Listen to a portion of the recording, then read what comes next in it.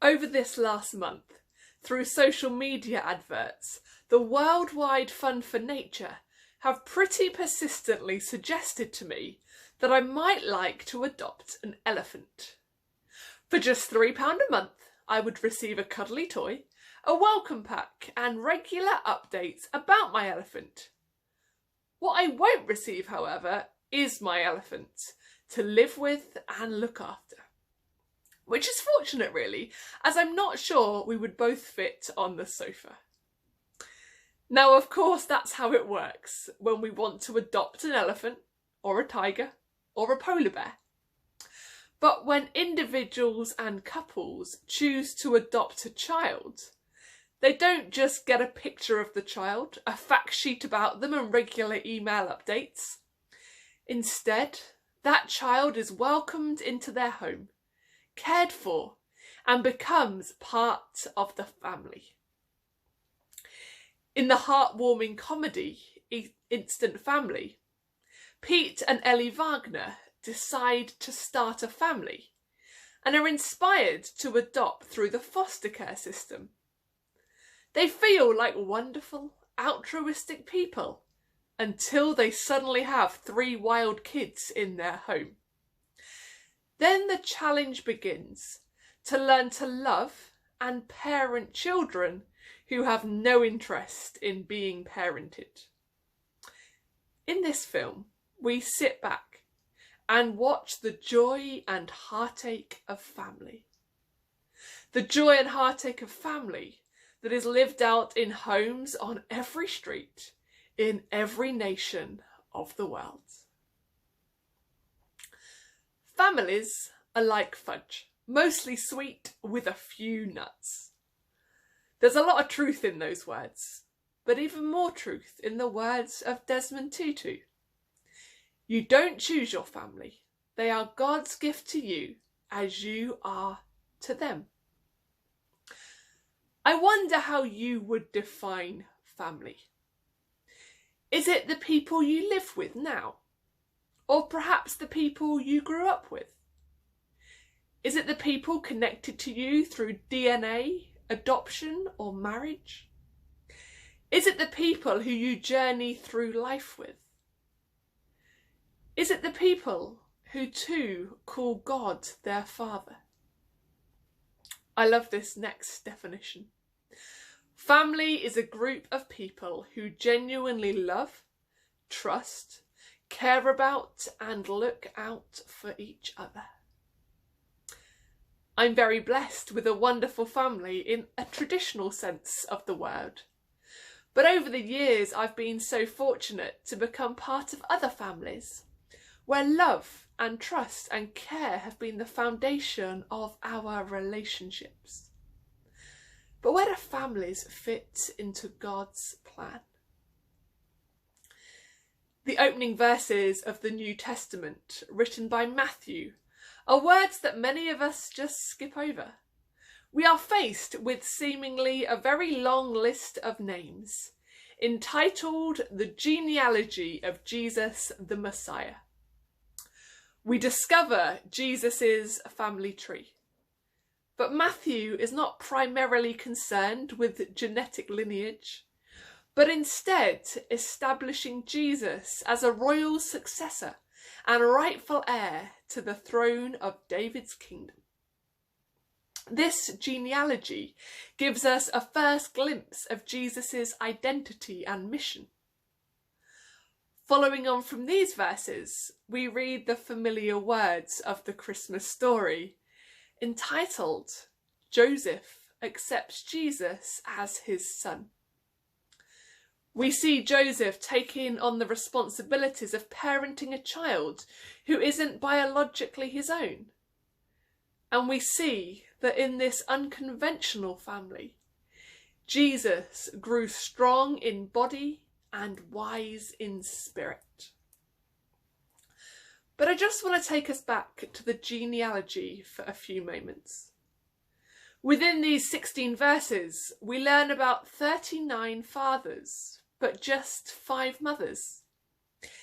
In a patriarchal society, it's actually surprising to include any woman, let alone the woman Matthew chose to include. We read about Gentile women with dubious pasts, but women who were tenaciously loyal to God. This Mother's Day, we celebrate the women in our lives who have looked after us, loved us, and dedicated themselves to our well-being. I love what Charles Wesley says about his mum. I learned more about God from my mother than from all the theologians in England. For Charles, the actions, compassion, and care of his mother made the word of God reality in his life. As we turn our minds again to the cross of Jesus, we do not just see the Son of God transforming the world for all time. We also see him looking out for his mother. We see him creating family. In the Living Bible paraphrase, we read these words of John. Standing near the cross were Jesus' mother Mary, his aunt, the wife of Clopas, and Mary Magdalene.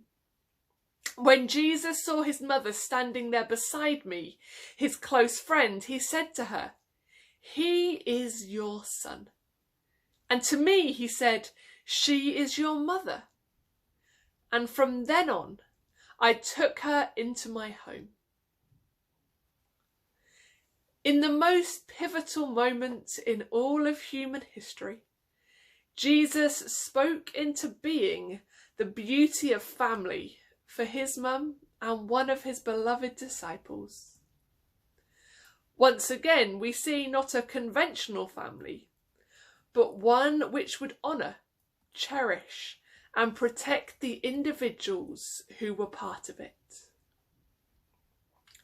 In words associated with Rudyard Kipling, we read, "A family shares things like dreams, hopes, possessions, memories, smiles, frowns, and gladness. A family is a clan held together with the glue of love and the cement of mutual respect. A family is shelter from the storm, a friendly port when the waves of life become too wild. No person is ever alone who is a member of a family." This is the family Jesus sought to create amongst his followers and the emerging church. It wasn't genetics or living under one roof or sharing the same history that made Jesus' disciples a family.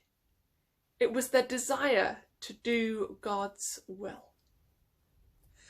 And to today, we are invited to be part of that great big family of God. We may not have grown up together.